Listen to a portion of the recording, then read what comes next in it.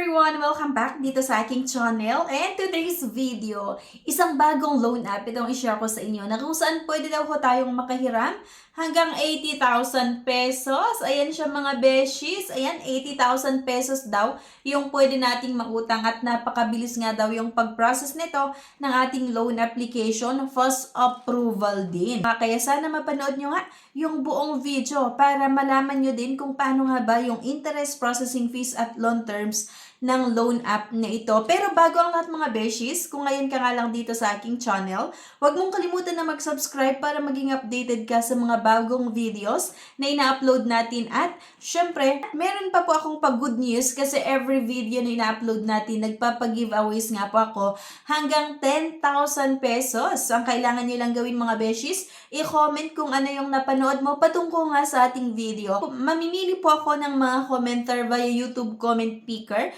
kung sino yung ating mabibigyan. So, maaaring magbigay po ako ng 1,000 pesos, 500, 200, or 100 pesos. So, i-announce ko po yung winner via sa aking Facebook account. Yan na Insta Review pa rin.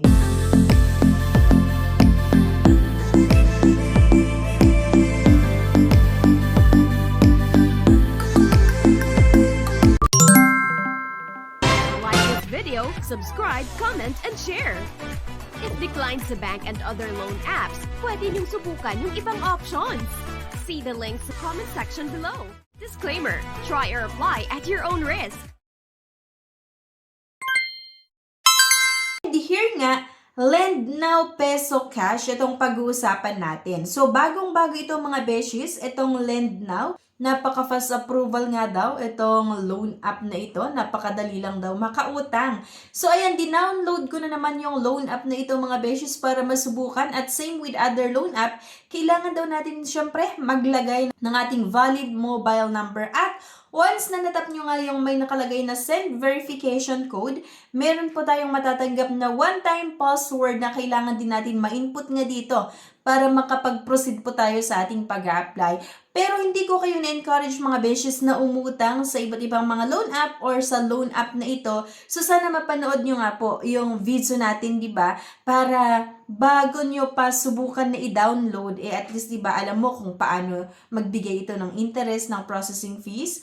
At mahaba nga ba yung loan terms or napaka-short term lang, di ba? So, ito na nga yung sinasabi ko mga beshies, ng pambungad ng loan app na ito ay makakahiram daw tayo hanggang 80,000 pesos. So, napakadili lang daw umutang dito. And dito na nga agad-agad tayo sa pag-upload ng isang valid government ID. At ayan, picturean nyo nga lang po kung ano yung ID na available sa inyo. At maliban nga po doon, meron pa itong tinatawag na facial verification.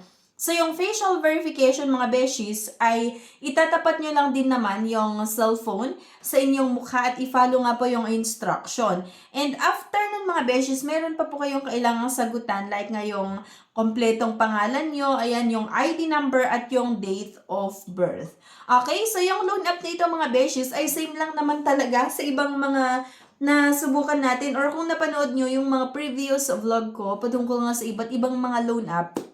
Ayan, halos pare-pareho lang na kung saan maglalagay ng valid mobile number sa kanilang app or once na inopen mo yung app nila and then, ayun nga po, meron kayong matatanggap na one-time password na kailangan nyo lang i-input mismo sa app nila para nga makapag-proceed na mag-apply.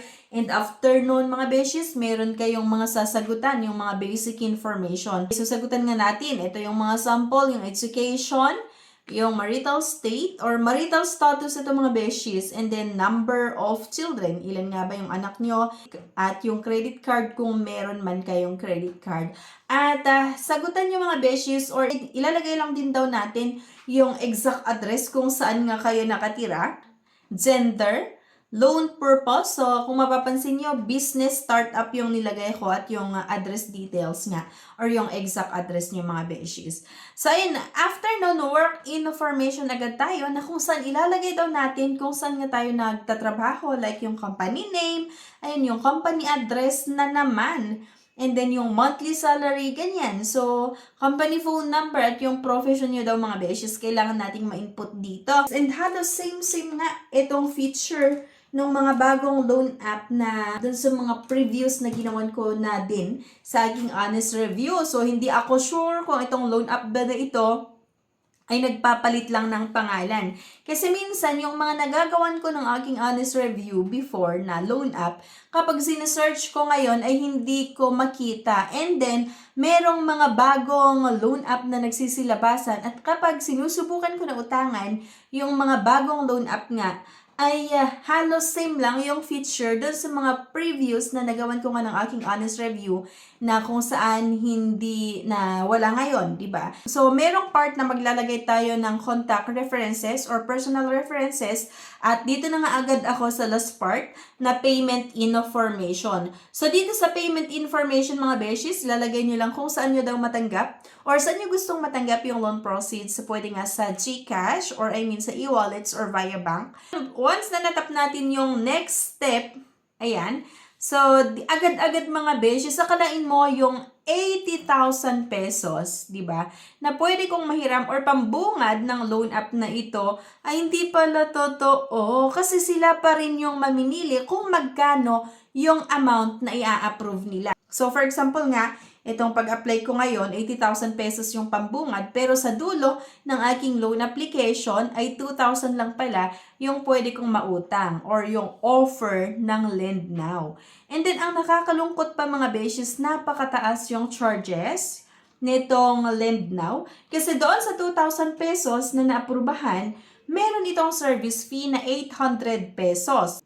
At yung service fee na yon, ikakaltas nila doon sa 2,000 pesos at kung ano yung matitira, yun lang yung matatanggap ko, di ba? So, syempre, yun nga, yung 2,000 pesos less 800, so bali 1,200 lang yung matatanggap ko dito mga beshies. Nakakaloka, napakataas mga beshies yung charges.